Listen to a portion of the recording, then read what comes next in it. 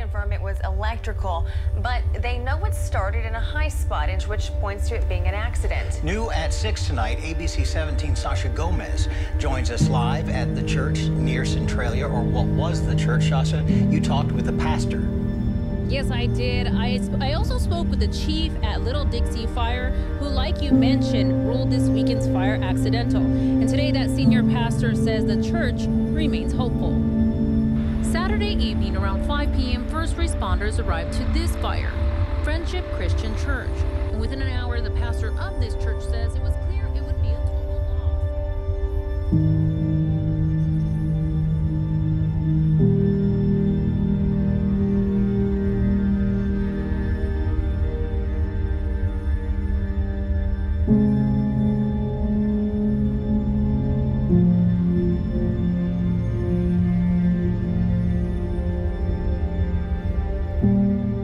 Showed up to the church to clean.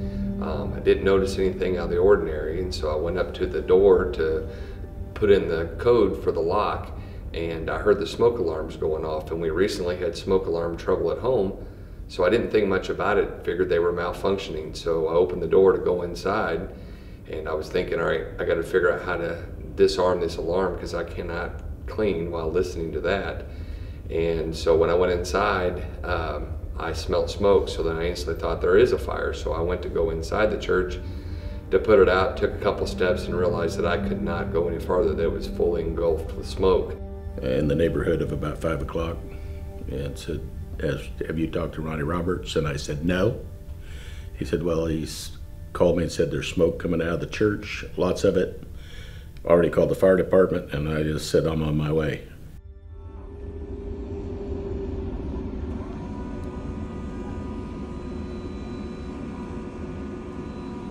They tried to make entry in 3 different places, and it was just too much about that time built up for them to go in.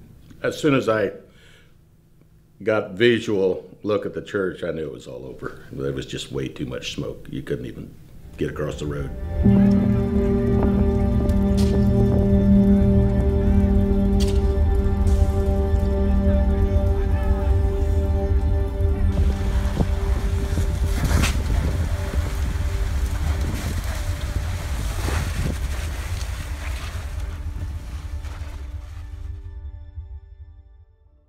My original plan was just to go and say goodbye.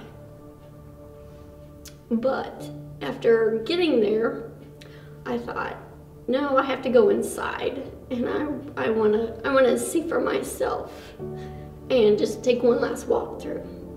And in doing so, there were some parts that I saw the base cabinets in the kitchen, and having cleaned out there all these years, I knew where kind of stuff was stored and put away. So I thought, well, I'm gonna see what I can find. Was able to open up 2 or 3 cabinets. Of course, everything in there was almost black from soot, but I did find a few things there in the kitchen. I knew that we had 2 crosses brought back from Haiti from our missions teams, and I found one of those. I was unable to find the other one. So as I was walking through, I went back by the hymnals because I had been up by the front of the sanctuary, and all the hymnals were there. Of course, they were all burnt pretty bad, but I looked down and I found that song, the music to What a Friend We Have in Jesus, which has been sang many, many times in many churches, and it kind of gave me a feeling that, you know, God was saying it's gonna be okay. So then I kind of went looking for the old Bible, and me being my personality, I was bound and determined I was going to try and find it, but I didn't know exactly where it was because of all the construction and the remodeling that we had going on. So that happened to be the first place that I looked.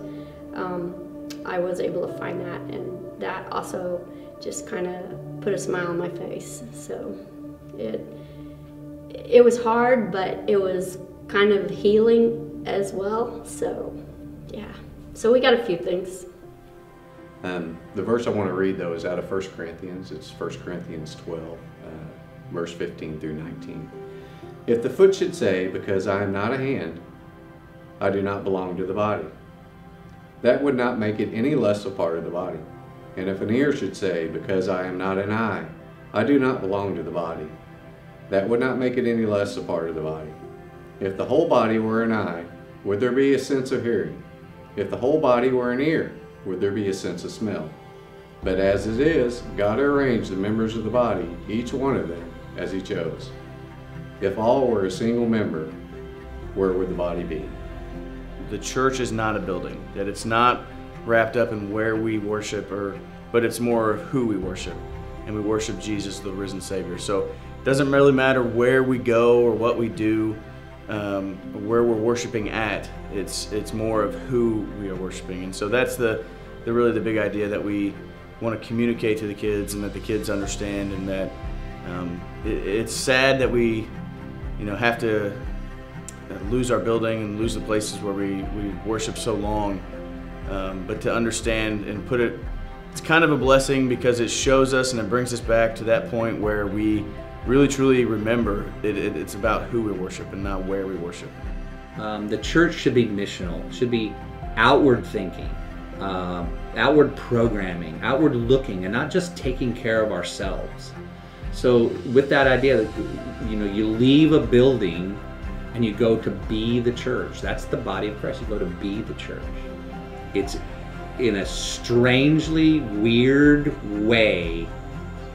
It's kind of exciting to see out of this tragedy, out of the ashes, God is going to rebuild a building and rebuild a lot of relationship, and He's starting a new thing. So it's kind of weird to think about it, but it's kind of exciting in that way too.